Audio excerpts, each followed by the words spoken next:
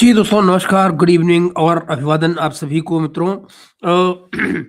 आप जानते हैं कि इस समय ईरान और अमेरिका के बीच में जो कुछ चल रहा है संकट, वो कितना गहरा गया है और उसको लेकर हमें आज लंबी बातचीत करनी है। इसके अलावा जो बातचीत होनी है वो ये कि आज 19 तारीख है, अमेरिका में जो बोर्ड ऑफ पीस बना था, जो ट्रंप ने बनाया था, board of peace for Gaza, हुँ? या गज़ा बेसिकली। तो वहाँ पर नमस्कार सागर भाई, वहाँ पर आप ये देखिएगा कि आज पहली उसकी बैठक हुई है अमेरिका में, वाशिंगटन में। और दुनिया के बहुत सारे लोगों ने वहाँ पर अपने ज़्यादातर फॉरेन मिनिस्टर्स को भेजा है। फॉर एग्ज़ाम्पल गल्फ़ कंट्रीज़ से जो है वो ज़्यादातर फॉरेन मिनिस्टर्स गए हैं। और वहाँ पर ये भी हुआ है कि पाकिस्तान से एज़ यूजुअल उनकी पूरी टीम जाती है, आपको पता ही है, मुफ्त का ट्रिप हो तो पाकिस्तानी ना जाए, ऐसा होता नहीं।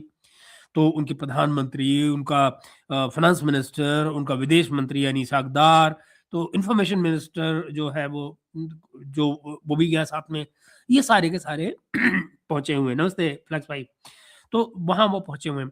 तो वहाँ भी आज जो बातचीत हुई है, उस पर अपन बात करेंगे और कुछ उस पे अभी तक फाइनल वहाँ से कुछ निकल कर आया नहीं है कि चीज़ें क्या डिसाइड हुई हैं। लेकिन जो चीज़ें डिसाइड हुई हैं या जिनके बारे में खबर आई है बाहर, मैं वो आपसे ज़रूर शेयर करना चाहूँगा। तो पहले आप ये देखिए कि हो क्या रहा है।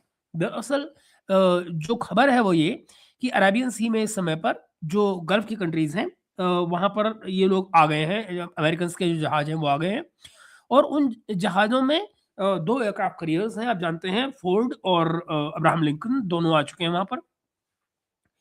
इसके अलावा जितनी भी अमेरिका की फ़ोर्स है उसमें जो कुछ भी अच्छा माना जाता है यानी F-16, F-18, F-22, F-35, वो सब वहाँ पहुँच चुके हैं।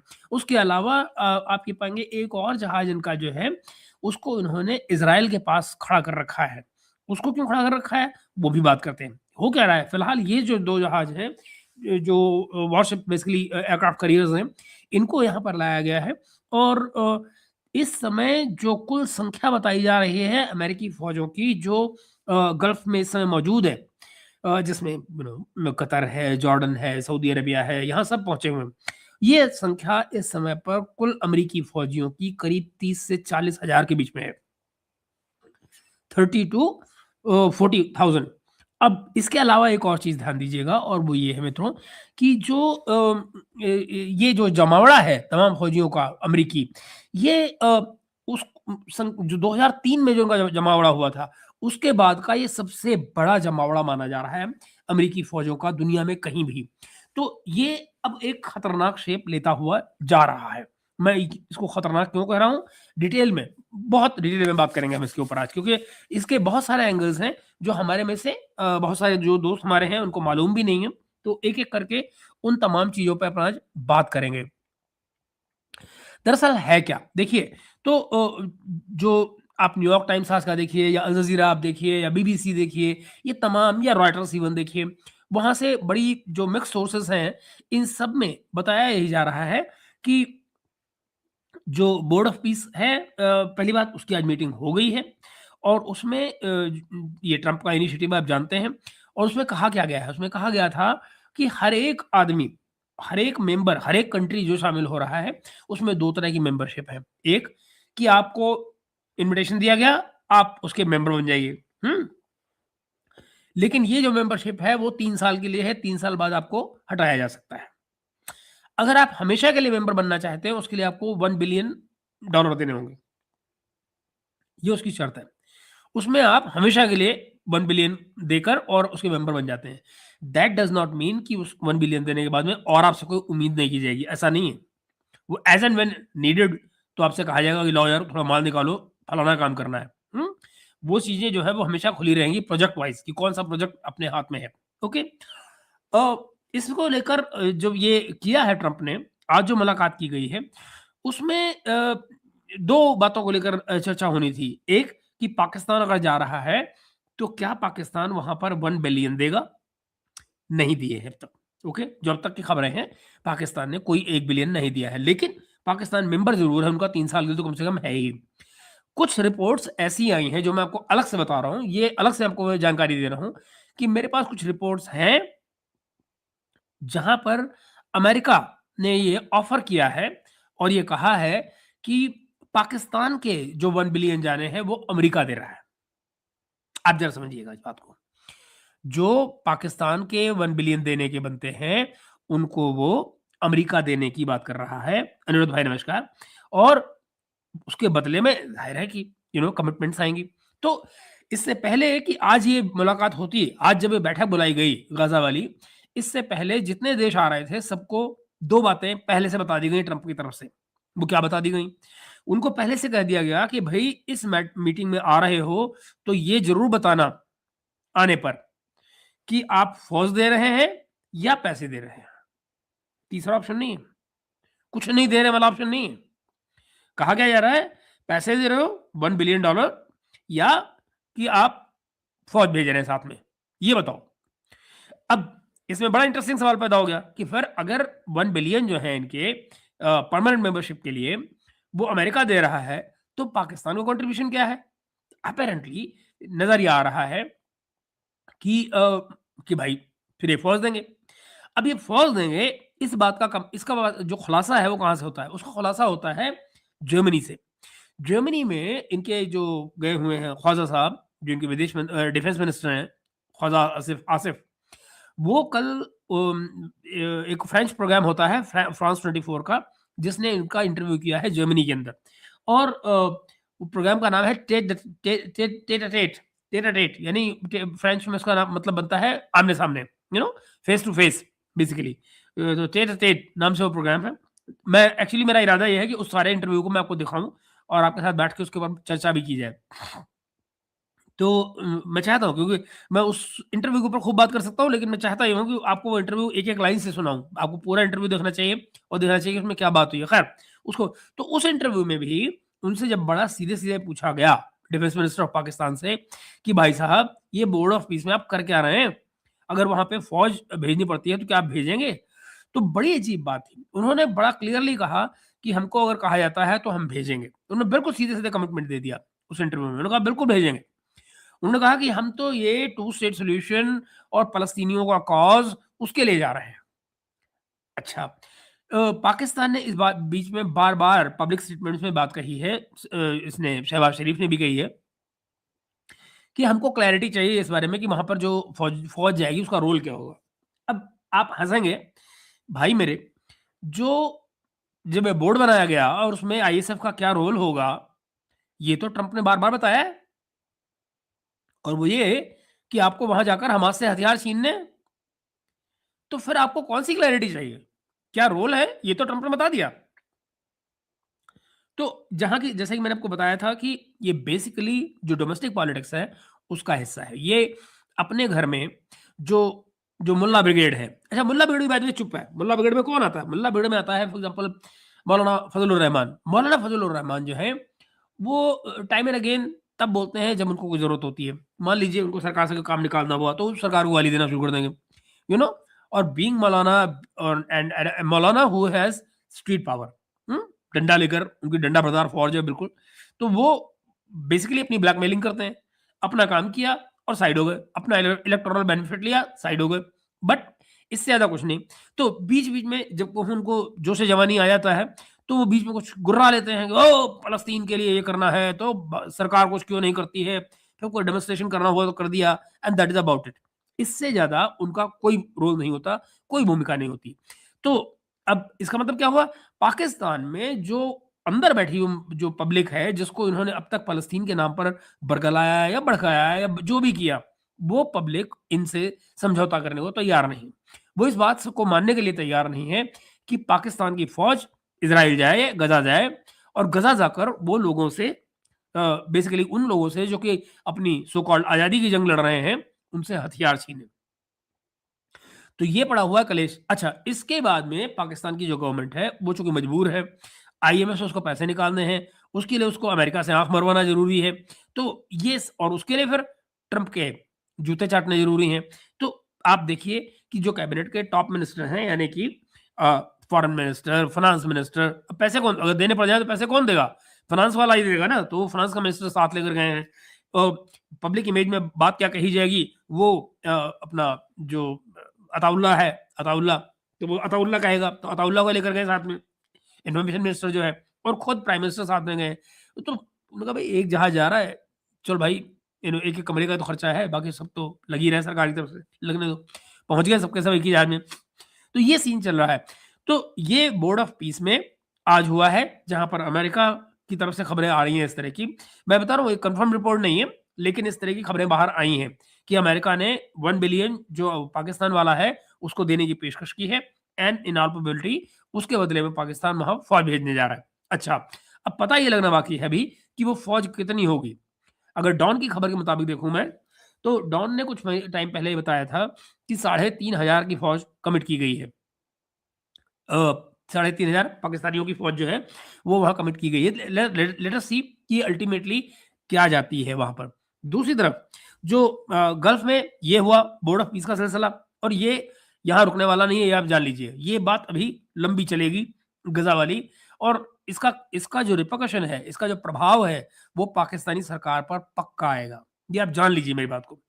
पाकिस्तान में इसका प्रभाव निश्चित रूप से आएगा, वहाँ की पब्लिक पे भी आएगा, और अभी तो ये भी नहीं मालूम है कि इसके बाद में आगे वहाँ पर क्या हो, ऑन ग्राउंड क्या हो। जब ये फ़ौज वहाँ जाती है, तो इज़राइलियों के साथ में काम करना है, इज़राइलियों के साथ कोऑर्डिनेट करना पड़ेगा, इज़राइलियों की इंस्ट्रक्शन के नीचे काम करना है। ये कैसे उससे करेंगे, क्या करेंगे, ये बड़ा इंटरेस्टिंग होगा सारा का कुछ देखना। अच्छा, तो एक तो हुआ ये सब्जेक्ट, जो मुझे आपके साथ बताना था। इस पे अपने जो अभी आप कमेंट आएँगे, हम उस पे बात कर लेंगे और, ठीक है ना?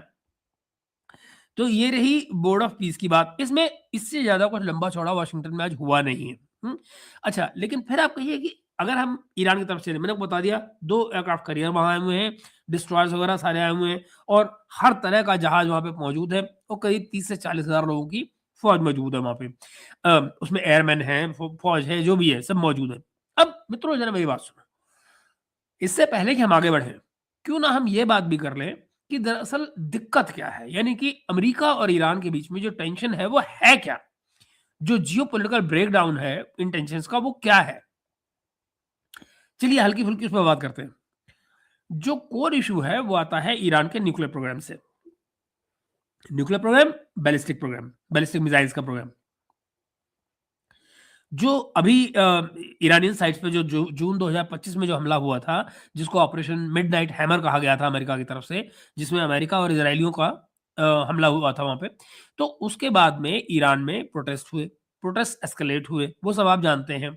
आपने उसके बाद में ये भी देखा होगा, स्टॉक बेंसन की स्टेटमेंट एक आई थी, मैंने आपको दिखाई भी थी अपने चैनल पर, जहाँ पर उन्होंने बताया था कि दरअसल वो सारे का सारा जो फाइनेंशियल क्राइसिस था, जो हड़तालें हुई, जो पब्लिक बाहर निकली, वो उनकी अपनी क्रिएशन थी। उन्होंने ईरान की इकोनॉमी को तोड़ने के लिए वो सारी साजिश की थी।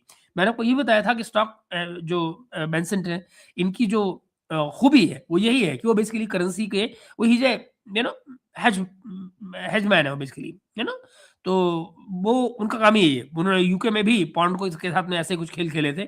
तो यही इन्होंने ईरान में खेल खेला है, और मज़े की बात क्या है कि ये बात उन्होंने अपने मुँह से एक्सेप्ट की है, मौजूद है वो। तो अब देखिए ज़रा, ये इसके बाद में वहाँ पे मार-काट हुआ सारा ईरान में, और फर्दर फिर अमेरिका धमकियाँ देता रहा कि भई लोगों को फांसी दोगे तो हम ये कर देंगे, वो कर देंगे। मतलब मुझे समझ नहीं आता कि अल्टीमेटली अमेरिका के ये कोई अधिकार कौन देता है कि आप कहीं पर जाके क्या करेंगे? लेकिन ठीक है भाई, अमेरिका है, मतलब बेसिकली पावर का खेल है। ट्रम्प ने डिमांड ये किया था कि ईरान जो है, वो अपना तमाम जो यूरेनियम का एनरिचमेंट है, उसको बिलो लेवल पे ले जाए। इनफैक्ट वो ज़ीरो लेवल पे कहते हैं, वो कहते हैं ज़ीरो पे ले जाओ। कोई आप यूरेनियम एनरिचमेंट करें ही ना, ये ट्रम्प की डिमांड है। अब ये बहुत पॉसिबल है कि एज़ यूजुअल ट्रम्प वो चीज़ डिमांड करता है कि जिसको कोई मानेगा नहीं, तो फिर वो बीच में रख के कोई मान लिया जाए, चलो यार इतने परसेंट नहीं तो इतने परसेंट कर लो, भली बात। बट ईरान के केस में अभी वो चीज़ सामने आई नहीं है, उस तरीके की नेगोशिएशन हुई नहीं है। फिर वो ये भी कहते हैं कि जो मिसाइल्स को है उनको लिमिट किया जाए, जो मिसाइल्स की डिस्टेंस है उसको कम कम किया जाए, और जो प्रॉक्सी वॉर है, यानी हिज़्बुल्लाह हुआ, हाउदीज़ हुआ, इनकी जो प्रॉक्सीज़ हैं, उनकी मदद बंद की जाए। ईरान ने ये सब कुछ रिजेक्ट कर दिया है अब तक। उन्होंने ये कहा है कि उनका अपना हक है कि वो पीसफुल पर्पसेज़ के लिए यूरेनियम को एनरिच करें। ओके? ये बिल्कुल क्लियर हो गई, और साथ ही उन्होंने कहा कि अगर आप ये चाहते हो कि हम इस पर कोई बातचीत करें, तो आप पहले सैंक्शन हटाइए। ये कैसे हो सकता है कि अपनी डिमांड लेकर आप आ जाइए और हमारे ऊपर सैंक्शन लगा के रखिए? हम इकोनॉमिकली भी सफ़र करें, हम वो सब भी ना कर सकें अपनी पब्लिक के लिए जो हम करना चाहते हैं, और ऊपर से हम आपके सैंक्शन झेलते रहें, और काम आपसे वो करवाएँगे जो आपका मन कर रहा है, कि आप ये ना करिए, वो ना करिए, लेकिन हम आपके साथ रियायत कोई नहीं बरतेंगे, तो ये नहीं हो सकता। आप या तो अपने सैंक्शंस हटाइए और फिर बात कीजिए कि क्या करना है, क्या नहीं करना, और अदरवाइज हम तो जो हमें करना है अपने पब्लिक के लिए हम करेंगे। वैसे मित्रों, कभी सोचो जरा गौर से कि जो कुछ अमेरिका कह रहा है, यू नो कि आप बिल्कुल एनरिच ना करें, मतलब कोई अल्टीमेटली अगर एक सिविलियन पावर जनरेशन का प्रोग्राम चलाना चाहता है, न्यूक्लियर पावर प्रोग्राम चलाना चाहता है, तो कोई मुझे ये बताए कि अल्टीमेटली क्यों अमेरिका उसको मना करे? कौन होता है अमेरिका किसी को मना करने वाला? अगर मैं अपने देश में अपनी पब्लिक के लिए एक न्यूक्लियर प्रोग्राम चलाना चाहता हूँ, जिसके तहत मैं अपनी पब्लिक को बिजली प्रोवाइड करना चाहता हूँ, सिविल जो उसका यूज़ है वो करना चाहता हूँ। याद रहे कि दुनिया की जो मॉनिटरिंग बॉडी है, न्यूक्लियर हथियारों को मॉनिटरिंग बॉडी जो है, आईएईए, आप ये देखेंगे कि आईएईए ने आज तक कभी ये नहीं कहा है कि ईरान वेपन ग्रेड कोई यूरेनियम बना रहा है। आज तक आईएईए ने ये बात नहीं कही है। कौन कहता है बात? या तो इज़राइल या अमेरिका अबाउट इट। तो अमेरिका का इसमें स्टैंस क्या है? जैसे मैंने बताया, ईरान का मैंने आपको बता दिया। अब ये अमेरिका क्या कह रहा है? अमेरिका कहता है कि अभी तक उसने कोई ग्रीन लाइट नहीं दी है स्ट्राइक्स करने के लिए, जो ये अभी मौजूदा जो हालात है उसमें। मगर जो बना हुआ है, जो उनकी फ़ौज है, वो बिल्कुल कहते हैं कि लॉक्ड है, लोडेड है। यानी कि लॉक्ड लोडेड तैयार खड़ी है, किसी भी पल जब भी ट्रंप कहेंगे, हमला शुरू हो जाएगा। और ये बहुत संभव है। आज हम कितने थर्सडे, शायद थर्सडे, तो आप ये देखिए इस वीकेंड पे या अगले वीक के शुरू में माना जा रहा है कि यह हमला हो सकता है।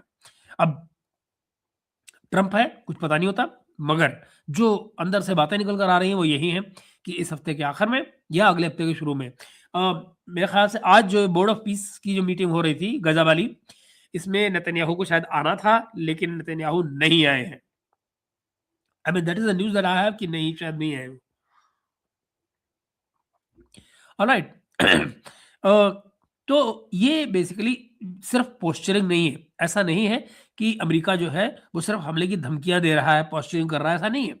जो बिल्टअप है वो 2003 के बाद जो 2003 में क्या हुआ था, इराक का इन्वेजन किया था उन्होंने। तो इराक वाला जो इन्वेजन हुआ था 2003 का, उसके बाद का ये अब तक का सबसे बड़ा फौजी बिल्टअप है अमेरिका की तरफ से। अब देखिए, अगर ये हमला होता है, अगर अमेरिका हमला करता है, स्ट्राइक्स होती हैं, तो क्या होगा? तो वो बेसिकली न्यूक्लियर फैसिलिटीज़ को टारगेट कर सकते हैं। फॉर एग्ज़ाम्पल जो नातांज़की है, या नातांज़की में उनकी फैसिलिटीज़ हैं, न्यूक्लियर फैसिलिटीज़, एक फोरडॉ में है उनकी फैसिलिटीज़। तो ये वो जगह है जहाँ पर ये कर सकते हैं। मिसाइल साइट्स उनकी जो हैं, वहाँ हमले कर सकते हैं। आईआरजीसी के जो बेसेस हैं, वहाँ पर हमला कर सकते हैं। और इवन पॉसिबिलिटी ये भी मानी जाती है कि जो ऑयल टर्मिनल्स हैं, उनको भी स्ट्राइक किया जा सकता है ताकि आग लग जाए तेल के कुओं में, और ये इनका जो व्यापार है सारे का सारा जो ईरान का, वो खत्म हो जाए। ये कुछ भी अपनी इकोनॉमी के लिए पैसा जनरेट ना कर पाए तेल बेचकर। तो ये वो इरादे हैं जो अमेरिका के माने जाते हैं। ईरान की पोजीशन सारे मामले में क्या है? ईरान की पोजीशन ये है कि वो कहता है, तेहरान ये कह रहा है कि जो अमेरिकन बिल्टअप है वो प्रोवोकेटिव है, वो उकसाने वाला है एक किस्म से। और वो ये कहता है कि अगर हमारे ऊपर हमला किया गया, तो हम जो जो कुछ हमने पहले किया है उससे ज़्यादा बड़ा हमला हम करेंगे, काउंटर अटैक करेंगे। वो इस बीच में जो स्ट्रेट ऑफ हॉर्मुज़ है, स्ट्रेट ऑफ हॉर्मुज़ में रशिया के साथ में नेवल स्ट्राइक, इस समय नेवल एक्सरसाइज़ कर रहे हैं ईरानियंस। हुँ? और वो ये कह रहे हैं कि हम कुछ नई टेक्नोलॉजी हमारे पास है, जो 2025 में हमने इस्तेमाल नहीं की है। यानी जब इज़राइल वाला हमला हुआ था, इज़राइल-ईरान लड़ाई हुई थी, वो कह रहे हैं हमने उसमें हमला उसको इस्तेमाल नहीं किया था, लेकिन हमारे पास है कुछ नई टेक्नोलॉजी। गीदड़ भभकी भी हो सकती है, मगर ये भी संभव है कि ईरान या रशिया सॉरी चाइना या रशिया में से किसी ने कुछ दिया है उनको। ओके? हम उसमें भी बात करेंगे, उनको क्या-क्या मिला है जो पब्लिक नॉलेज में है, वो बताएँगे। तो सुप्रीम लीडर जो है खamenei ने अमेरिका की जो रेड लाइन्स हैं, उनको आउटराइटली रिजेक्ट कर दिया है। अब इसमें क्षेत्रीय खेल भी हैं, जो रीजनल डायनामिक्स है वो भी मौजूद है। इज़राइल बेसिकली पुश कर रहा है स्ट्राइक्स के लिए। इज़राइल जो है अमेरिका को पुश कर रहा है। अभी लास्ट वीक जब आए हुए थे नेतन्याहू ट्रंप के पास में, तो उन्होंने इनसे कहा था, पुश किया था, लेकिन ट्रंप ने अपैरेंटली हाँ नहीं भरी, हामी नहीं की। मगर आप ये देखिए कि जिस किस्म का बिल्टअप क्रिएट हो रहा है, तो लगता है ये है कि शायद ना करके भी हाँ हो रही है। व्हाटएवर। मगर ये तय है कि इज़राइल जो है वो पुश कर रहा है। उसको लगता है कि ये सही समय है कर देना चाहिए हमें। ओके। और फिर आप ये देखिए कि जो कोऑर्डिनेशन भी वो अमेरिका के साथ में पूरा का पूरा इस मामले में कर रहा है। आपने देखा होगा नेतन्याहू अभी भी जो फरवरी 28 फरवरी को जो मार्को रूबियो है उनसे भी उनकी मुलाकात हुई है। गल्फ स्टेट्स जो है जैसे सऊदी अरेबिया हुआ, यूएई है, ये सारे के सारे इस लड़ाई से नर्वस हैं। उनकी ऐसी तैसी हुई पड़ी है। क्यों? वो उनको पता है कि अगर वो स्ट्राइक करेगा ईरान तो उनके कंट्री के अंदर करेगा। एट द सेम टाइम वो अमेरिका को मना भी नहीं कर सकते। मित्रों में पानी पी लो एक मिनट। वो अमेरिका को मना भी नहीं कर पा रहे हैं। यानी अमेरिकन जो असेट्स हैं, अमेरिका के जहाज, अमेरिका के जो मिसाइल प्रोग्राम या जो भी डिफेंस के लिए उनकी चीजें आ रही हैं, वो सब के सब इस समय इन्हीं लोगों के, यानी कि चाहे सऊदी अरब हो या यूएई हो, यहीं पर आकर जॉर्डन, कतर पतर सब यहाँ पे आके अमेरिकन साजो सामान खड़ा हुआ है। ये कितना भी कहें कि आप हमारा एयरबेस या हमारा जो एयर स्पेस है उसको आप नहीं यूज कर सकते, लेकिन मुझे बताओ अगर अमेरिका ने कर ही लिया तो ये कर क्या लेंगे? कुछ नहीं, कुछ नहीं करेंगे। कड़ी निंदा, बात खत्म। कड़ी निंदा हो जाएगी और क्या होगा? कंडेमनेशन करते हैं। रशिया अब अच्छा इस बीच में और क्या हो रहा है ये भी देखिए जरा कि जो जो रशिया और चाइना है वो ईरान को डिप्लोमेटिकली बैक कर रहे हैं और ये भी वार्निंग दे रहे हैं दुनिया को कि भाई ये जो लड़ाई है अमेरिका और या इसराइल की ये जो और ईरान से जो लड़ाई है इसको एस्केलेट न किया जाए, इसको बढ़ाया न जाए। तो आप ये देखें कि अगर कहीं इस समय जो ओमान में बातचीत चल रही है अमेरिका की, ओमान की उसमें एक तरह से वो होस्ट कर रहे हैं उन तमाम बातों को, चीज़ों को, ईरान और इसके बीच में अमेरिका के। तो वो आप देखिएगा कि अगर टॉक्स इंप्रूव होती हैं, अगर मान लीजिए वहाँ टॉक्स में कोई उम्मीद बनती है, तो हो सकता है कि ये सारी चीज़ें रुकी रहें। मगर मैं आपको ईमानदारी से बताऊँ, ये टॉक्स जो है ये बेसिकली इस तरह से डिज़ाइन्ड ही नहीं है कि सक्सेसफुल हो। उनका डिज़ाइन ही नहीं है ऐसा, क्योंकि उससे जो लार्जर इंटरेस्ट हैं इन लोगों के, वो पूरे नहीं होते। ना तो आर्म्स लॉबी के इंटरेस्ट पूरे होते हैं, है ना? और ना ही जो ग्रेटर डिज़ाइन्स हैं, चाहे वो ग्रेटर इज़राइल के डिज़ाइन्स हों या अमेरिका के अपने डिज़ाइन्स हों, कहीं न कहीं अलाइन तो करते हैं ना वो इज़राइल से। सो वो सब चीज़ें जो हैं, वो फिर आके आपकी जो बातचीत का सिलसिला है, उसको कहीं न कहीं आकर रुकवा देती है। अगर वो ना रोकेंगे, तो भई फिर शांति हो जाएगी। शांति किसी के हक में नहीं होती। इन लोगों के हित में नहीं है शांति। So as I said, diplomatic updates क्या है इसमें, डिप्लोमेसी की अपडेट क्या है?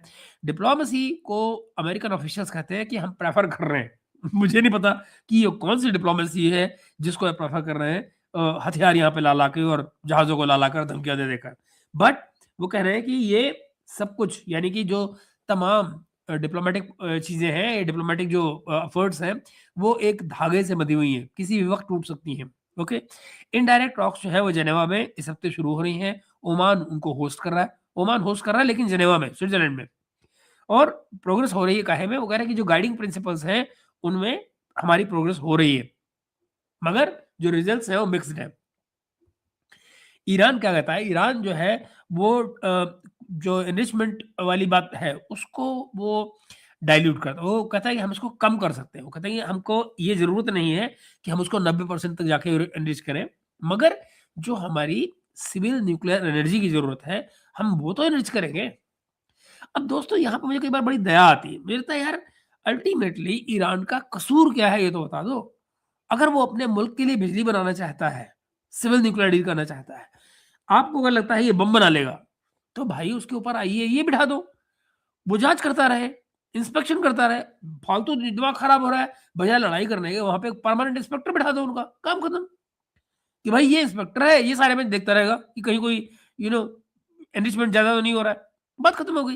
But to to to create this kind of crisis, इसको भला कोई कैसे जस्टिफाई करे?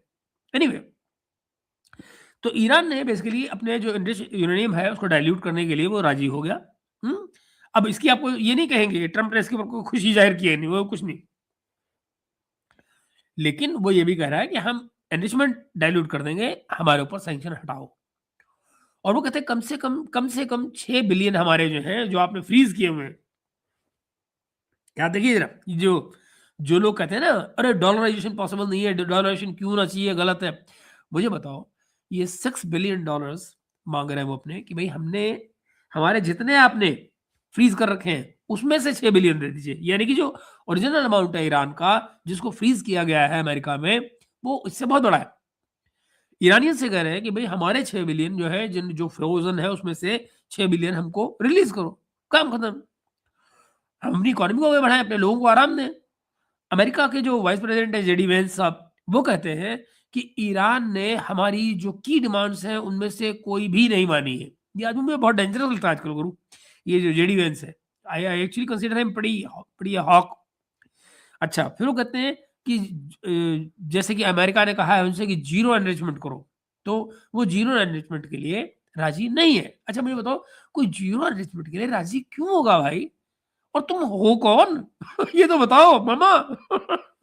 अच्छा, और वो कह रहे हैं कि उन्होंने मिसाइल कर्व या जीरो एनरिचमेंट दोनों ही बातों को रिजेक्ट किया है। जाहिर है। अच्छा, कोई आदमी मिसाइल्स को क्यों कर्व करेगा भाई? वो किसी पर हमला तो नहीं कर रहा है। वो ये ज़रूर कह रहा है कि कोई मुझ पे हमला करे तो मुझको इस कैपेसिटी तो मेरे पास होनी चाहिए ना, कि मैं उस तक पहुँच सकूँ। ये क्या बात हुई कि आप मेरी मिसाइलों को काट दोगे? तो how can somebody agree to that? ये है किस्सा। अच्छा देखिए, फिर क्या होता है कि ईरान ने इस बीच में 2 हफ्ते का टाइम माँगा है कि हम इस सारे के सारे प्रस्ताव पे 2 हफ्ते के अंदर-अंदर आपको जवाब दे देंगे। जो अमेरिका का जो वॉचडॉग है, यूएन वॉचडॉग, यूनाइटेड नेशन का वॉचडॉग, वो कहता है कि जो डिप्लोमैटिक विंडो है, जो राजनयिक प्रयासों की जो खिड़की है, वो बहुत तेज़ी से बंद हो रही है। इस बीच में डायरेक्ट ख़ामेनेई और ट्रंप के बीच में कोई संपर्क नहीं है। लेकिन बैक चैनल्स, यानी कतर और यूरोप के बीच में से जो बैक चैनल्स हैं, वो चल रहे हैं, उन पे बातचीत चल रही है। और अगर ये तमाम बातचीतें फेल होती हैं, तो आप ये मान लीजिए कि फिर ये क्लियर हो जाएगा कि ट्रंप की जो कि फिर वो ट्रंप ऑर्डर कर देंगे हमले का। इस सारे मामले में अभी जो फिर से मीटिंग होने जा रही है नेतन्याहू के साथ में ट्रंप की, बोर्ड ऑफ आज की मुलाकात, आज हो जाए, कल हो जाए, कभी भी हो जाए। तो बहुत संभव है कि उसके बाद में ये बात क्लियर हो जाए कि क्या होने जा रहा है। अब आप देखिए, इस सारे घटनाक्रम का, मैं एक मिनट देखूँ आप लोग हैं कितने आज? ये सारे के सारे घटनाक्रम का जो घटनाक्रम चल रहा है, इसमें अ, जो स्ट्रेट ऑफ हार्मूज़ है, स्ट्रेट ऑफ हार्मूज़ मित्रों, ये ईरान के पास से जो निकलता है, करीब 21 किलोमीटर का रास्ता है समुद्री, मैंने आपको उसके बारे में बताई थी पहले भी बात। तो यहाँ से दुनिया का रफली 25% जो ऑयल ट्रेड है, वो होता है। 25% के लिए 20 से 25% कहा जाता है कि ये होता है। इसमें ग्लोबल जो ऑयल है, एलएनजी है, वो सब यहाँ से निकलती है। कुल ये कितना बड़ा रास्ता है? चोक पॉइंट है ये करीब 21 किलोमीटर 21 माइल्स का, मील का, है ना? और ये बीच में गुजरता है, एक तरफ ईरान है, दूसरी तरफ ओमान है। तो आप समझ रहे हैं ना, ओमान जब इस सारे काम को करवाने के लिए मीडिएशन की बात करता है, तो क्यों करता है? क्योंकि अगर वहाँ लड़ाई होगी तो उसके अपने ऊपर भी फ़र्क पड़ेगा। दूसरी बात क्या है बेटा, ये जो ईरान जो है वो नॉर्दर्न साइड, यानी कि जो इसकी जो जो स्ट्रेट ऑफ हार्मूज़ है, उसकी जो उत्तरी साइड है, उसको ईरान कंट्रोल करता है, और दूसरी साइड जो है उसको ओमान कंट्रोल करता है। एक तरफ उत्तरी साइड में ईरान, दूसरी तरफ ओमान। ओके, एंड फिर क्या है कि ईरान ये कह रहा है कि अगर लड़ाई छिड़ती है, हमारे ऊपर हमला होता है, तो हम इस इलाके को, यानी कि जो स्ट्रेट ऑफ हार्मूज़ है, इसको स्मार्टली कंट्रोल करेंगे। स्मार्ट कंट्रोल का मतलब ये, किसको जाने दिया जाएगा, किसको नहीं जाने दिया जाएगा, ये हम तय करेंगे। We will decide that. एक। दूसरा, वो कहते हैं कि ये भी पॉसिबल है कि हम इसको पूरी तरह बंद ही कर दें, अगर हमारे ऊपर हमला होता है तो। तो उन्होंने कहा कि हमने ये तय नहीं किया है कि हम क्या करेंगे। बहुत पॉसिबल है कि हम स्मार्ट कंट्रोल करें, इन द सेंस कि हम तय करें कि किसके तेल के टैंकर जाएँगे, किसके नहीं, और अदरवाइज़ ये भी पॉसिबल है कि हम पूरी तरह बंद कर दें। अगर अमेरिका स्ट्राइक करता है, अगर अमेरिका जो है यहाँ पर हमला करता है, तो ईरान क्या कर सकता है? ईरान के लिए बहुत आसान है दोस्तों। ईरान इस पूरे इलाके को, ये जो स्ट्रेट ऑफ हार्मूज़ है, इस इलाके को वो माइन कर सकता है। यहाँ पर वो डाल सकता है अपने, क्या कहते हैं, बेसिकली जो माइन्स होती हैं, उनको डाल सकता है। कैसे डालते हैं, मैंने आपको शायद एक वीडियो में दिखाया हुआ है। आप कहेंगे तो मैं दोबारा से दिखा दूँगा, बट मैंने एक उसका विजुअलाइज़ेशन तैयार किया था और आपको दिखाया था। बल्कि मैं इस वीडियो का जब अभी इसका जो जो इसका वीडियो सेक्शन एक अलग से बना के डालूँगा अभी, तो उसमें मैं उसको लगा भी दूँगा आपके लिए। तो एक वो इसकी माइनिंग कर सकता है, दूसरी तरफ जो टैंकर्स हैं वहाँ से निकलने वाले, उनको हैरेस कर सकता है। कैसे हैरेस कर सकता है? मान लीजिए उनके ऊपर से क्लोज़ली ड्रोन उड़ा रहा है या उसके पास से फास्ट बोट्स निकाल रहा है, तो वो डेंजरस मूवमेंट्स होती हैं, तो फिर इन लोगों को, इन जहाज़ों को खतरा हो जाता है। जब खतरा हो जाता है, तो इंश्योरेंस की कॉस्ट बढ़ जाती है। जब इंश्योरेंस की कॉस्ट बढ़ जाती है, तो फिर तेल महँगा हो जाता है। तो अच्छा, या मिसाइल्स लॉन्च कर सकता है यहाँ के लिए, जो जहाज आ रहे हैं उनके ऊपर मिसाइल लॉन्च कर दे, है ना? तो इस ये सब की सब आपको क्या नजर आता है, जैसे 1980 के जमाने में इस तरह की टेक्निक्स जो है वो ईरान लड़ाया करता था यहाँ पर, तो वो चीजें अभी भी पॉसिबल है। इसके अलावा पार्शियल जो डिसरप्शन है वो पॉसिबल है, और ये जो पार्शियल डिसरप्शन होगा इससे क्या होगा, इससे होगा ये मित्रों कि जो तेल की कीमतें हैं वो छलांग मार जाएंगी, यानी, और अगर कहीं मान लीजिए कि वो रोक ही देता है पूरे स्टेट ऑफ हार्मुज को, जो कि इम्पॉसिबल लगता है, लेकिन ऐसा भी नहीं है कि हो नहीं सकता है, लगता है जैसे इम्पॉसिबल है। तो फिर क्या होगा ऐसे में, जो सऊदी से, यूएई से, इराक से, कुवैत से और कतर से आने वाला जितना एक्सपोर्ट है वो एशिया और यूरोप को जाना बंद। मिडिल ईस्ट से यूरोप और मिडिल ईस्ट से एशिया को आने वाला जितना ट्रैफिक है या जितना सामान आता है, जो भी एक्सपोर्ट इंपोर्ट होता है, सब बंद। That's the problem.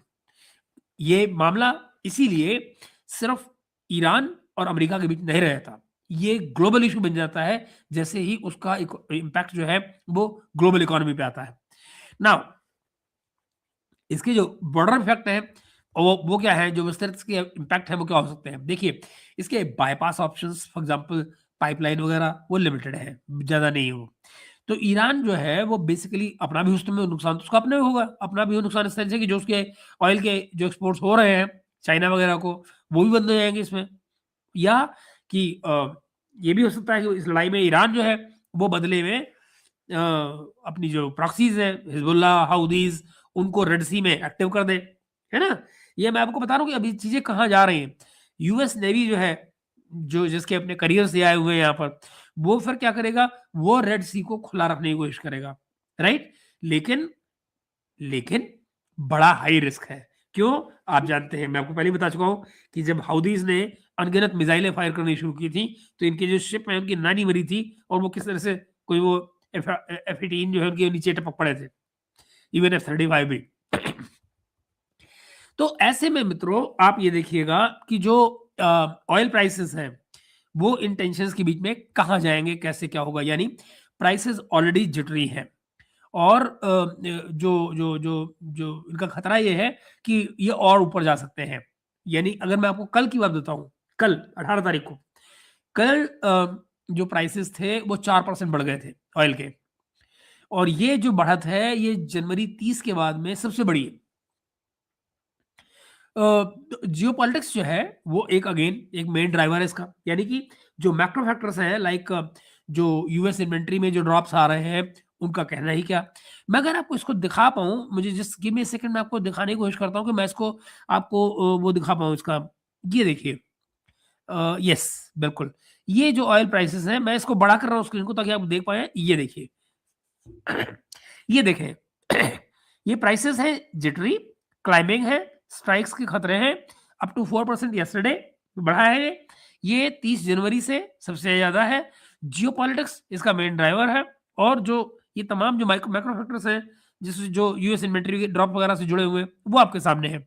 इसमें जो बेंचमार्क है ये देखिएगा, ये देखिए, ये ब्रेंट है, ब्रेंट क्रूड, ये देखिए आपका 71.14 पर बैरल।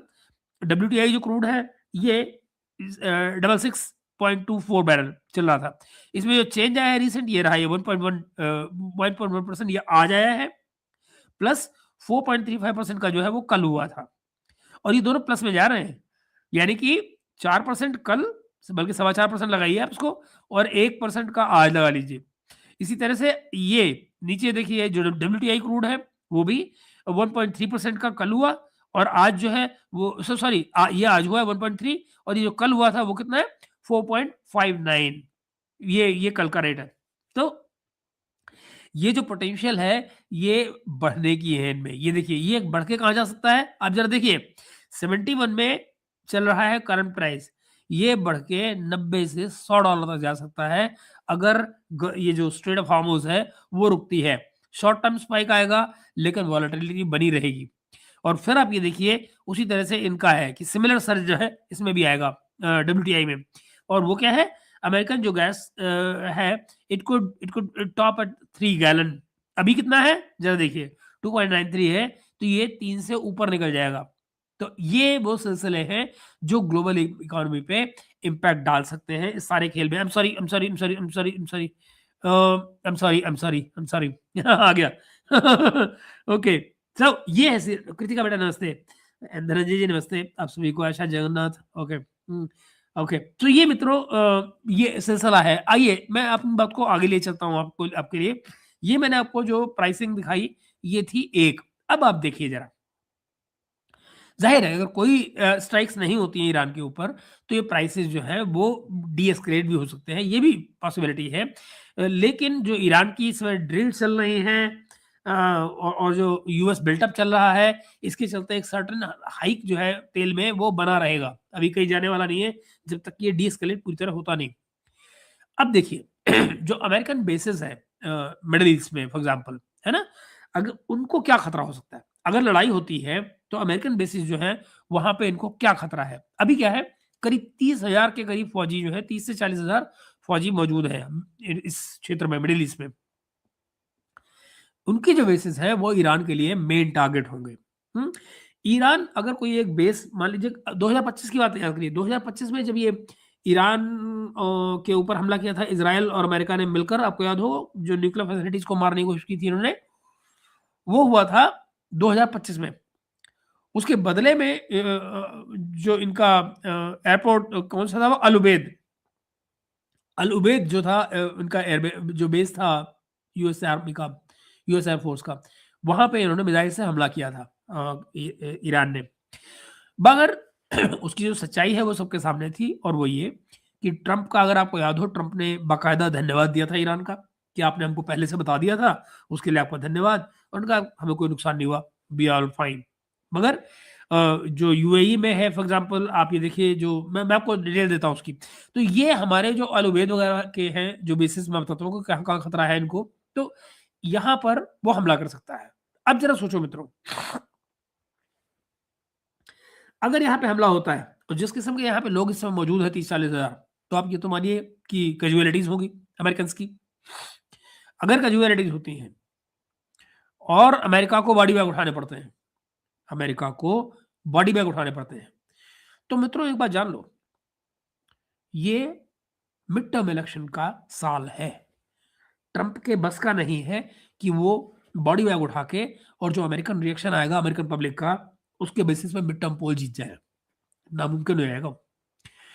सो ये डिपेंड करता है, और एक्चुअली ईरान को ये सूट करता है, ईरान को ये स्थिति सूट करती है कि बेटा इनको, ये हम पे हमला करने की कोशिश करते हैं, बदले में इनको ऐसी चोट मारो कि ट्रंप का इस साल बेड़े गर्क हो जाए अमेरिकन पॉलिटिक्स का।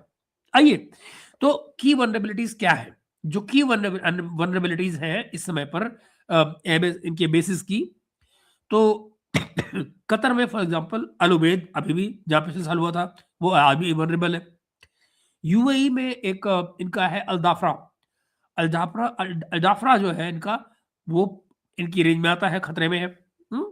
बहरीन, बहरीन में एनएसए जो उनका बेस है वो प्रॉब्लम में है। जॉर्डन में, इराक में, टर्की में भी है इनका इंसर्क्लिक नाम से।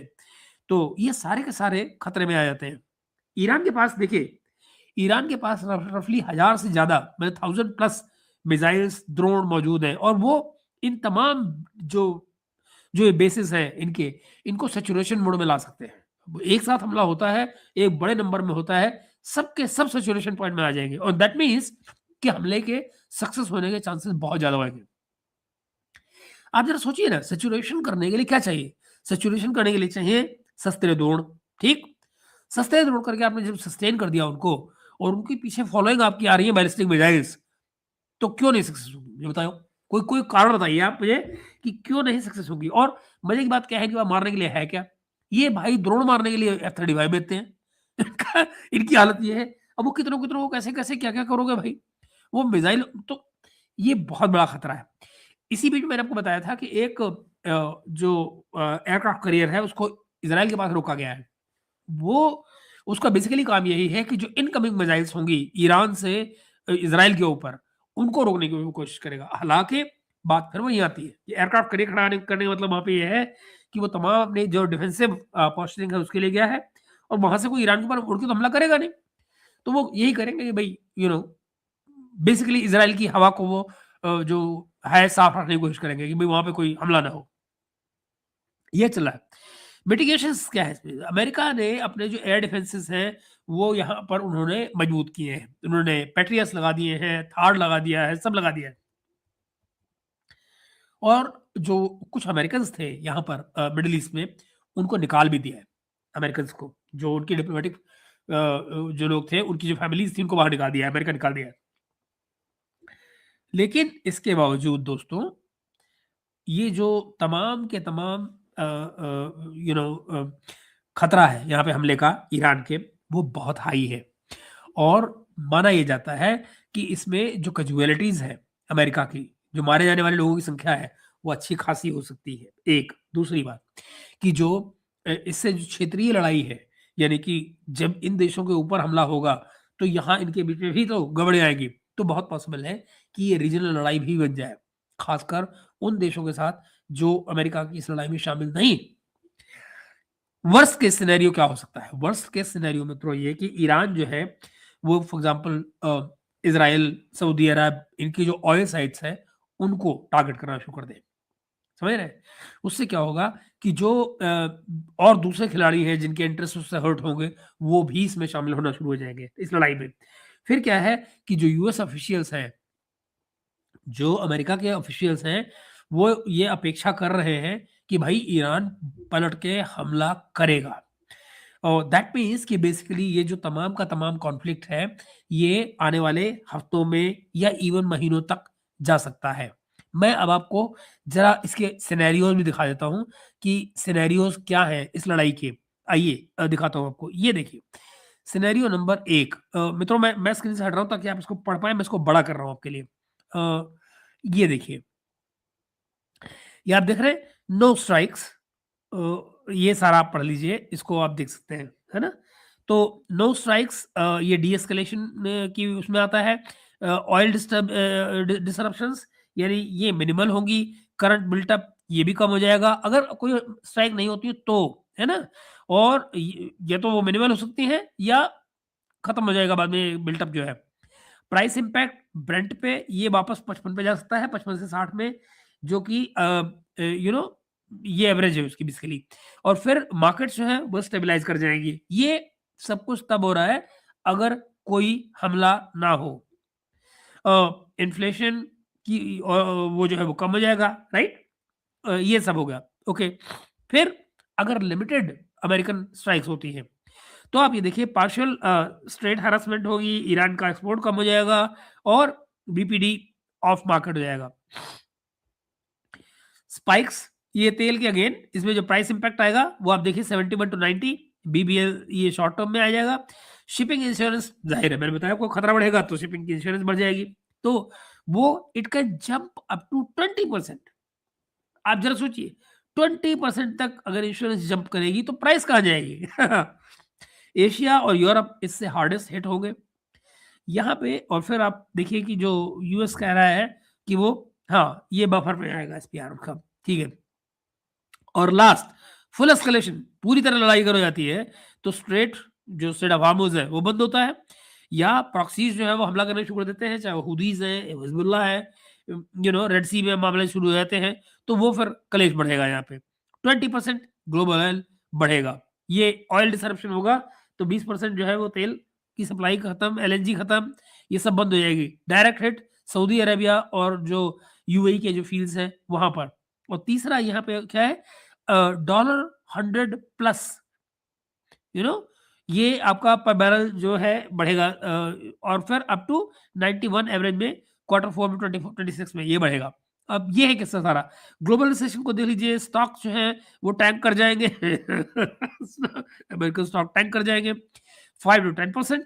एंड देन अमेरिकन गैस चार चार ये $4 से ऊपर निकल जाएगी, एंड देन इन्फ्लेशन वो 2 से 3% तक बढ़ जाएगा सारी दुनिया में।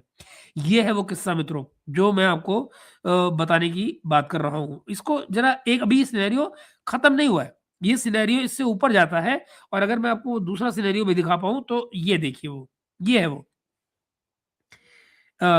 लिमिटेड स्ट्राइक्स न्यूक्लियर फैसिलिटीज और मिसाइल्स में, सिर्फ जो मिसाइल फैसिलिटीज हैं न्यूक्लियर फैसिलिटीज में वहां पे किया जाए।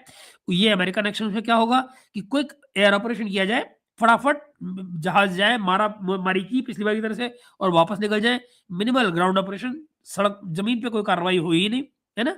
और फिर ईरान का जो रिस्पॉन्स होगा इसमें क्या होगा, ईरान का रिस्पॉन्स क्या होगा इसमें, सिंबॉलिक कोई उनके मिसाइल स्ट्राइक कर सकते हैं या प्रॉक्सीज हैरेसमेंट कर सकते हैं कोई उनका समुद्र में, दैट्स अबाउट इट।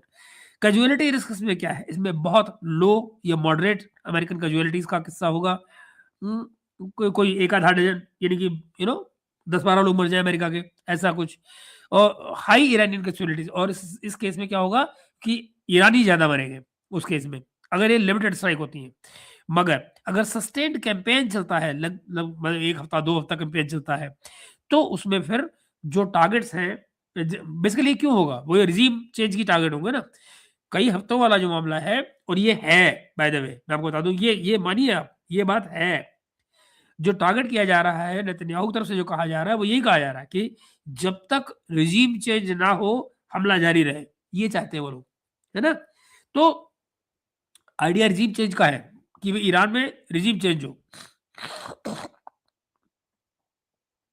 तो अगर ये हफ्ते 2 हफ्ते के लिए चलने लग जाता है ये ऑपरेशन, तो क्या होगा कि फिर जो आईआरजीसी की जो बेसिस हैं वहां पे हिट लगेगी, लीडरशिप जो पॉलिटिकल लीडरशिप है उसको मारने की कोशिश की जाएगी, ये तमाशे शुरू हो गए।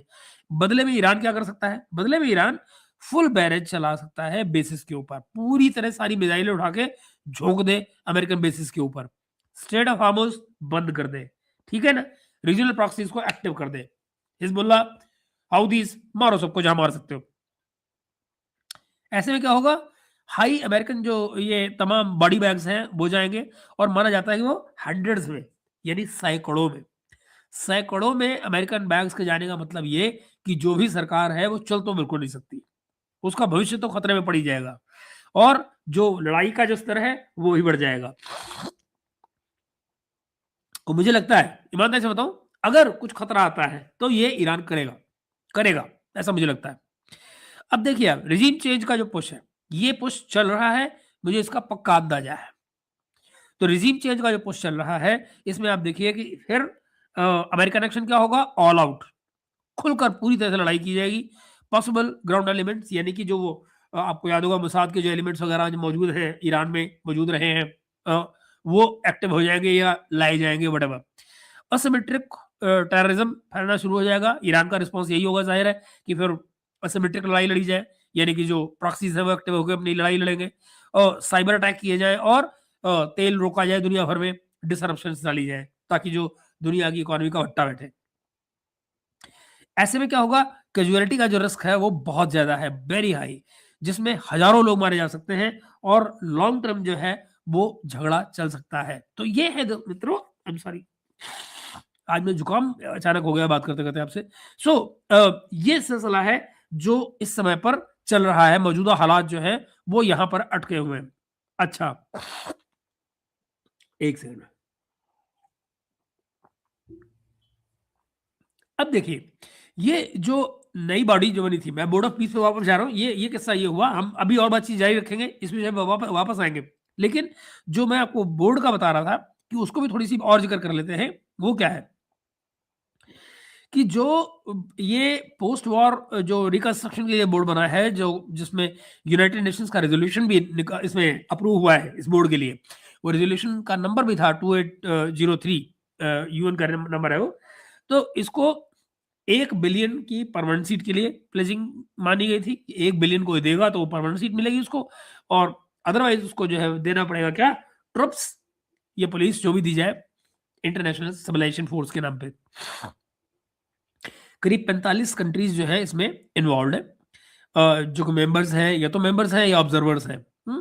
और टारगेट क्या है, टारगेट है 70 बिलियन निकाल दें, 70 बिलियन, यानी 45 मेंबर्स हैं, इनसे 70 बिलियन वसूली होनी है, फोकस है ये।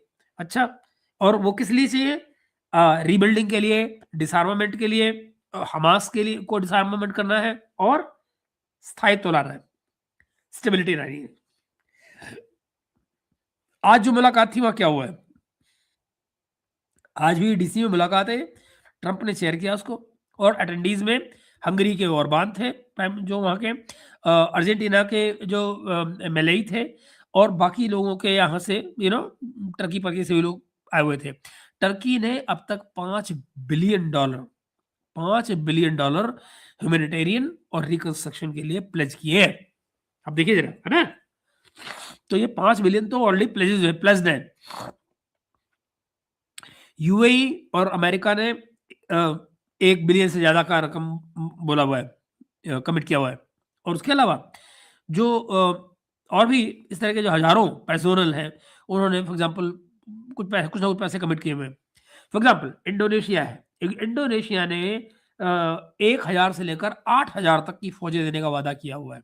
आप जरा सोचिए, 1,000 से 8,000 तक की फौज, लेकिन ये सबका सब जो जरूरतें हैं उसका एक छोटा हिस्सा है। जो की अलाइंस है, for example United kingdom, Germany, ये सब के सब अभी पीछे हटके और चीजें देख रहे हैं। ये अपने कॉन्स्टिट्यूशन का वास्ता दे रहे हैं कि भाई हमारे कॉन्स्टिट्यूशन में इस तरह के ग्रुप में शामिल होने की कोई गुंजाइश नहीं है, कुछ नहीं है। और बाकी कुछ ने तो मना ही कर दिया, इटली वगैरह मना ही कर दिया है। कनाडा का इन्विटेशन वापस ले लिया गया है, क्योंकि कनाडा ने पहले दिन से मना कर दिया, उनको बाद में मैं नहीं आ रहा। अच्छा, तो ये है सीजन। इस सारे में अभी तक जो चीज किसी को समझ में नहीं आ रही है और हल नहीं मिल रहा है, वो क्या है? हल वही है कि जो हमास की पकड़ है उसको कैसे खत्म किया जाए, एक बात। जो इजरायली सीज फायर वायलेशंस हैं उनको कैसे खत्म किया जाए, क्योंकि इसराइल इस बीच बीच में गजा पे अटैक कर रहा है, तो उसको उसको लेकर भी लोग कह रहे हैं कि भाई ये कैसे खत्म हो। पाकिस्तान का जो वादा है वो क्या है? पाकिस्तान का वादा ये है भैया कि आज इन्होंने शरीफ ने अटेंड किया है, शहबाज शरीफ ने उसको, इनके डिप्टी इशाकदार और जो तरार हैं, अताउल्लाह तरार, वो गए हुए थे। औरंगजेब जो है, जो फ्रांस मिनिस्टर है, वो गए हुए थे। और इसके अलावा इन्होंने क्या किया है, ये फलस्तीनियों के प्रोटेक्शन के राइट्स की बात कर रहे हैं कि भाई फलस्तीनियों का हक है, उनकी जिंदगी बचाई जाए उसके लिए। और कह रहे हैं कि जो सीज फायर और इंडिपेंडेंट स्टेट, यानी कि जो फलस्तीनियन स्टेट वो बनने की बात, उसके लिए हम यहाँ जा रहे हैं। औपचारिक रूप से उन्होंने कह रहे हैं कि ये जो कलेक्टिव मुस्लिम विजडम है, समझिए, जो कलेक्टिव मुस्लिम विजडम है उससे पाकिस्तान यहां नहीं हट रहा है, ऐसा उनका कहना है। ओके, मगर पाकिस्तान दरअसल क्या प्लेज कर रहा है ये ऑफिशियली क्लियर नहीं है। हाँ, जैसे मैंने बताया आपको, एक रिपोर्ट यह जरूर आई है जिसने मेंशन किया है कि अमेरिका जो है वो $1 बिलियन पाकिस्तान का जो शेयर है उसके बिहाफ पे देने की बात कर रहा है। प्रोबेबली ये जो एड होगी वो पार्टिसिपेशन, यानी फौजों के पार्टिसिपेशन से जोड़ी जाएगी अमेरिका की तरफ से। वो इसको इस तरह से फ्रेम कर रहे हैं कि ये प्रो पैलेस्टीन है, बट जो आलोचक हैं वो क्या कह रहे हैं? वो ये कह रहे हैं कि ये बेसिकली ट्रंप के जूते चाटने वाली बात है। तो इसकी तमाम डिटेल अभी जैसे जैसे मीटिंग की डिटेल बाहर आएंगी तो आपको पता लगेगा। ये मीटिंग आज ही हुई है, आज सवेरे 10 बजे अमेरिका के 10 बजे हुई थी। ओके, ये है मित्रों जो इस समय का एक ब्रॉडर मिडिल ईस्ट की स्टेबिलिटी का जो किस्सा चल रहा है वो ये है। मगर अब आप ये देखिए कि जो ईरान और कतर की जो स्ट्राइक्स थी, मैंने बताई, इस सारे में मैं आपको बता चुका हूँ कि कैसे क्या चल रहा है इनका, है ना। ये सब का सब खेल ऐसे ही चलेगा, इसमें और कुछ नहीं होने वाला है। मुझे लगता है कि ये अगर मैं बहुत लेट नहीं हुआ हूँ तो ना, देखिए, हाँ, पिछली बार भी जो हमला किया था इन्होंने, कतर में जो हमला किया था इसने अलुवेद बेस पे, ईरान ने, उसमें भी कोई कैजुअलिटी रिपोर्ट नहीं हुई थी, कोई मरा वराया नहीं था। जो मोस्ट मिसाइलें थी वो रोक ली गई थी, एक दो जो नहीं रुकी थी, इम्पैक्ट हुआ था, उससे बड़ा हल्का फुल्का ही इम्पैक्ट हुआ था, कोई लंबा चौड़ा इम्पैक्ट हुआ नहीं था उससे। ओके, और उसके बदले में फिर अमेरिका ने भी कोई मेजर रिटेलिएशन किया नहीं था, कि मैंने बताया वो बेसिकली फेस सेविंग दी गई थी ईरान को कि भाई हमने तुम्हारे को खूब मारा, थोड़ा सा तुम्हारे एक मिसाइल मार लो, कोई दिक्कत नहीं, चलो चलेगा। जहां तक बची बात भारत की, भारत को भी इनवाइट किया गया है बोर्ड ऑफ पीस के लिए, लेकिन भारत ने अभी तक इसमें कोई रिस्पॉन्स नहीं दिया है। हमने ये कहा है कि we are reviewing the situation. सच्चाई ये है कि मित्रों, हमारे जाने का न तो कुछ तुक बनता है और ना हम जाएंगे। मुझे नहीं लगता कि भारत इसमें कभी भी शामिल होगा, इस बोर्ड में ना शामिल होगा, ना हमें होना चाहिए। मुझे नहीं लगता कि हमारे देश को कोई जरूरत है इसकी। ना ही हमने इसको एज ए मेंबर ज्वाइन किया है और ना ही एज एन ऑब्जर्वर। सो जाहिर है हमारे यहाँ से कोई गया भी नहीं वहाँ पे। अच्छा, आगे देखिए इसका रीज़न क्या है? क्योंकि हमारे इज़राइल से भी अच्छे संबंध हैं और ऐतिहासिक रूप से हमने फ़लस्तीन को भी हमेशा सपोर्ट किया है। हमने फ़लस्तीनियों से कभी उस तरह की बात नहीं की कि हमने उनको, जो उनकी फ़लस्तीन की स्टेटहुड की भी बात हमने हमेशा सपोर्ट की है और बाकायदा उसके फ़ेवर में वोट भी किया है।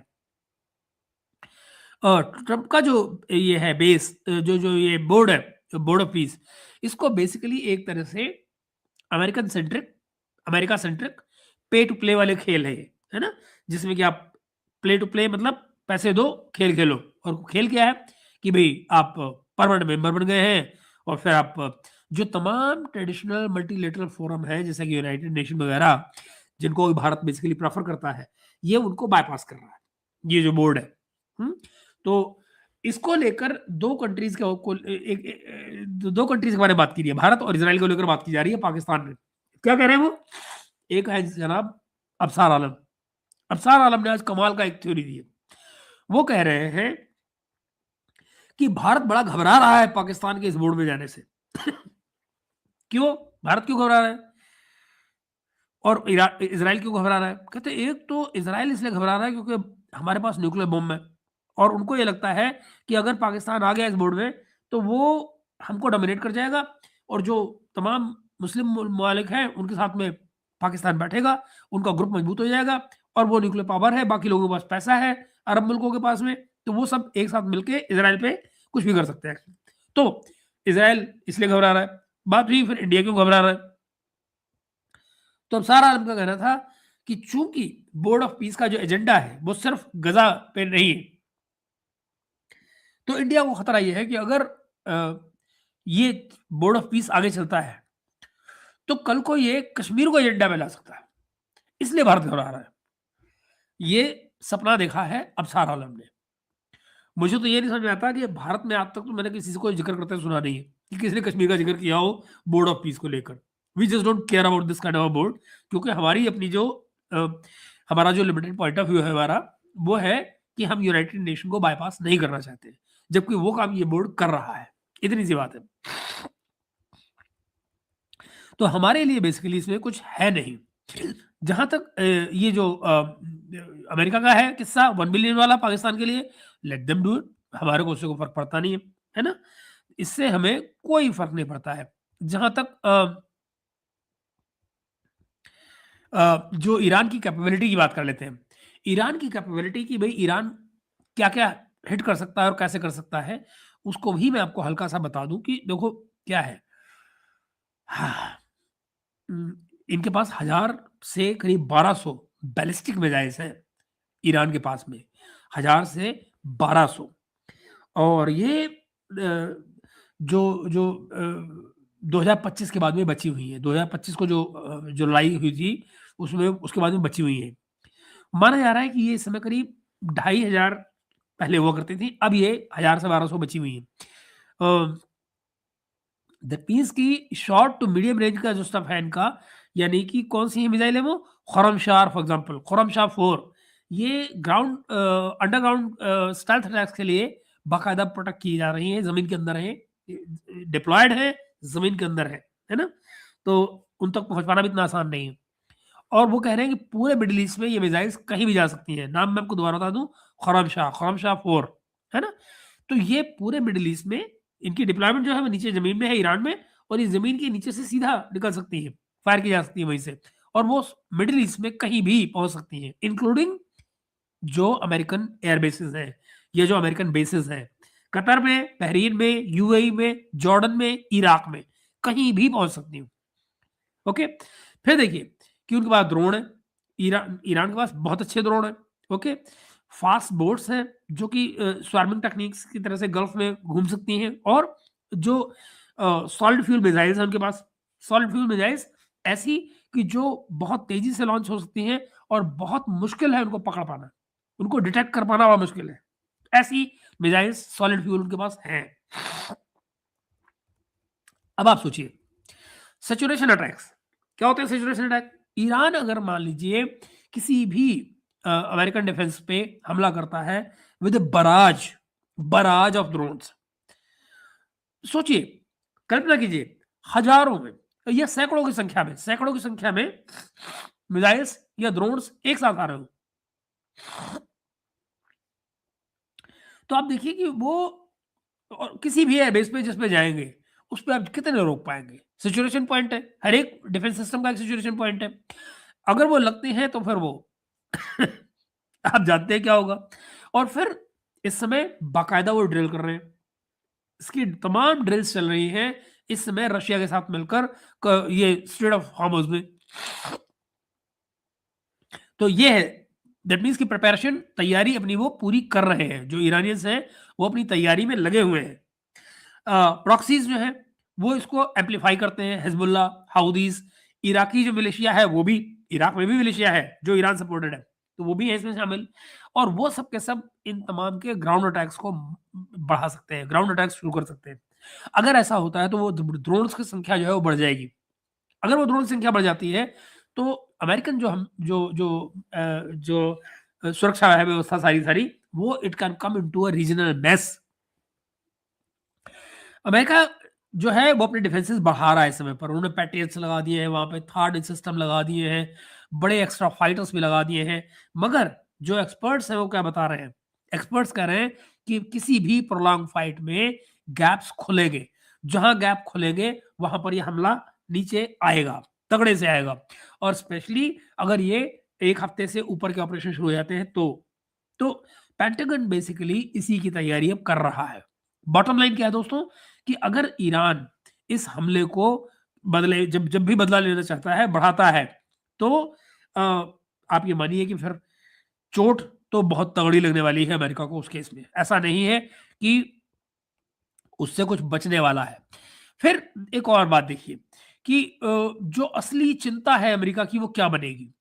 अमेरिकन ऑफिशियल्स जो हैं वो बेसिकली ये मानकर चल रहे हैं कि ईरान खुल के पूरा अटैक करेगा, काउंटर अटैक करेगा। और ऐसे में जो जो कैंपेन है, लड़ाई का जो कैंपेन है वो बड़ा हो जाएगा, लंबा चलेगा, जिसमें कि न्यूक्लियर फैसिलिटीज को मारा जाएगा, मिसाइल्स को मारा जाएगा, मिसाइल फैसिलिटीज को मारा जाएगा, आईआरजीसी की बेसिस को मारा जाएगा, हेडक्वार्टर्स को मारा जाएगा। ऐसे में क्या होगा कि जो जिस 2025 से ज्यादा चल जाएगा उस केस में। एनालिस्ट कहते हैं कि अगर इन सिनेरियो को आप गेम आउट करें, अगर आप गेम आउट करते हैं तो आप पाएंगे कि जो 30 से 40 हजार की जो फौज अमेरिका की यहाँ खड़ी हुई है उस पर हिट लगेगी। और अगर हिट लगती है और इतनी हिट लगेगी कि वो सिग्निफिकेंट कैजुअलिटीज का नंबर पहुंच जाएगा, ये बड़ी फुल फ्लेजेड अगर लड़ाई चल जाती है तो वो यहां तक कह रहे हैं कि 3 से 4 हजार अमेरिकी फौजी मारा जा सकता है। ये है। तो इस पर अगर जो आउटकम है, अगर आप उसको देखिएगा, अगर मैं इसका पोटेंशियल जो आउटकम है अगर मैं आपको दिखाने की कोशिश करूँ, ये आपको दिखा चुका हूँ एक्चुअली, पहले मैं दिखा चुका हूँ, लेकिन अगर कहेंगे तो मैं आपको फिर से दिखा चुका हूँ एक्चुअली, मैं आपको क्या क्या सिनेरियो बनते हैं वो मैंने आपको दिखा दिए, है ना। और फिर देखिए कि वर्स्ट के सिनेरियो सारे में क्या बनता है। वर्स्ट के सिनेरियो ये है दोस्तों कि अगर ये रीजनल वॉर बन जाता है, खुमैनी की जो लड़ाई है, वो खुमैनी ने कहा है कि ये रीजनल वॉर बन जाएगा अगर ये लंबा चलता है, तो इसमें क्या होगा, इसमें इजराइल भी आएगा, इसमें सऊदीज भी आ जाएंगे, जो लोकल खिलाड़ियां हैं सारे मिडल ईस्ट के वो कूद पड़ेंगे। और इसमें क्या होगा कि फिर जो अमेरिकन पायलट्स जो हैं या उनके जो बेसिस हैं वो सब के सब ओवरवेलम होंगे, और जिसके हाथ में जो आएगा जहां आएगा वो मार रहा होगा। अमेरिका ने बेसिकली अपना बिल्टअप यहाँ बढ़ाया है, 2 एयरक्राफ्ट कैरियर उसके यहाँ मौजूद हैं, F-35 मौजूद है, थर्ड मिसाइल्स मौजूद है।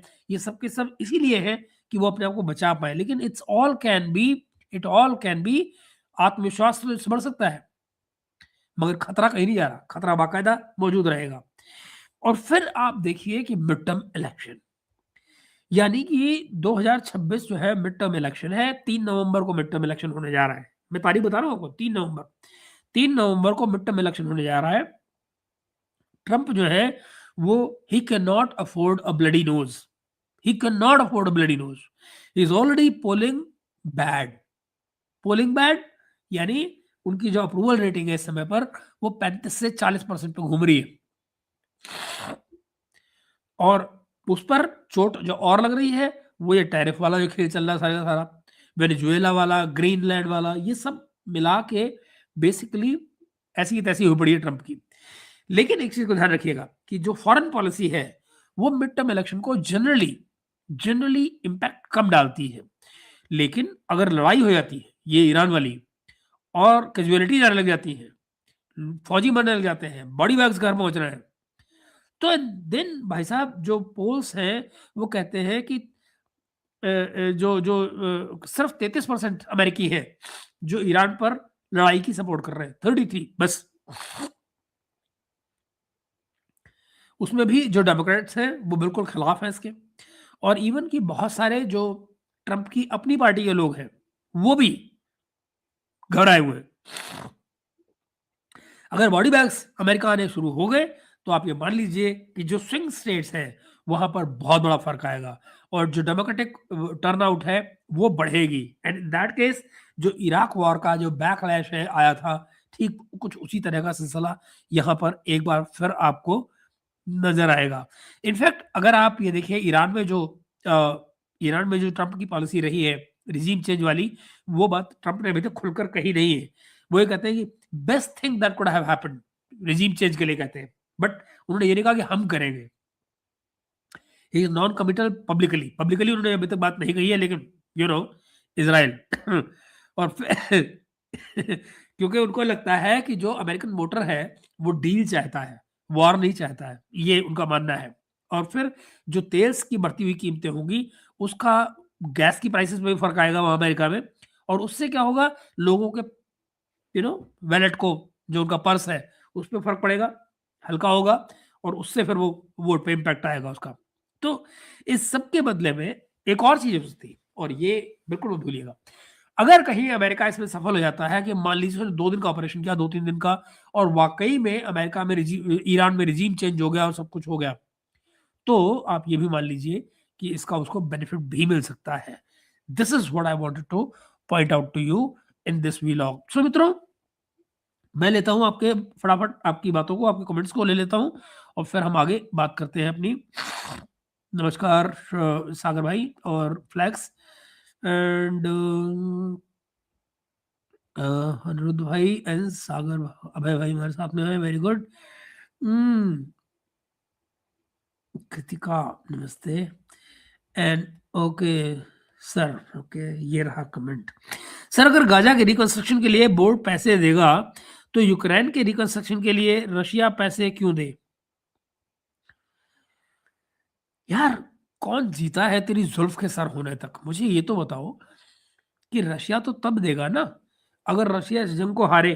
पहले तो ये तय हो ना कि रशिया हारे। कब कहते हैं ना, नौ मन तेल होगा कब राधा नाचेगी, है नहीं?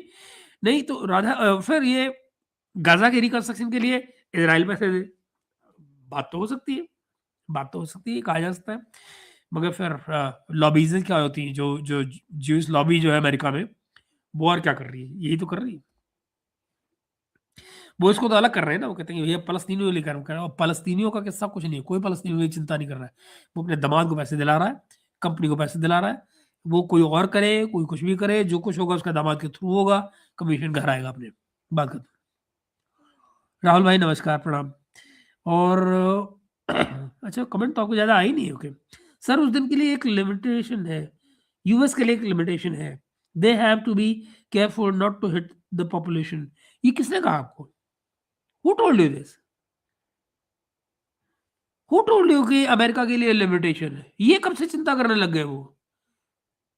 यू नो नो उनके लिए कोई पॉपुलेशन नहीं है भाई। इराक में उन्होंने क्या किया था यार? किसको उन्होंने सोचा था कि वो कोई टारगेट्स मार रहे थे, और फिर वो कहाँ मारेंगे, क्या करेंगे, वो कह देंगे अंदर टेररिस्ट बैठे थे, हमारे पास इंटेल थी, कर लो बात, क्या करोगे? कुछ नहीं हो सकता उसका भाई। जी बिल्कुल। सो मित्रों, कितना 1:10 हो गया, 1 घंटा 10 मिनट, तो हम लोग मिलते हैं कल सवेरे एक बार फिर से और फिर गप मारेंगे इससे आगे सब्जेक्ट पे। मेरे ख़्याल से कल सुबह तक जो है ना, या देर रात आज ये खबर आ जाएगी। शिंतो खामची, जय भवानी, जय शिवाजी। कल हमारे पास सुबह तक ये खबर आ जाएगी, आज रात में देर तक, कि दरअसल इस बोर्ड ऑफ पीस में हुआ क्या है आज। अभी तक डिटेल नहीं आई थी, अब रात तक आ जाएँगे ऐसा मुझे लगता है।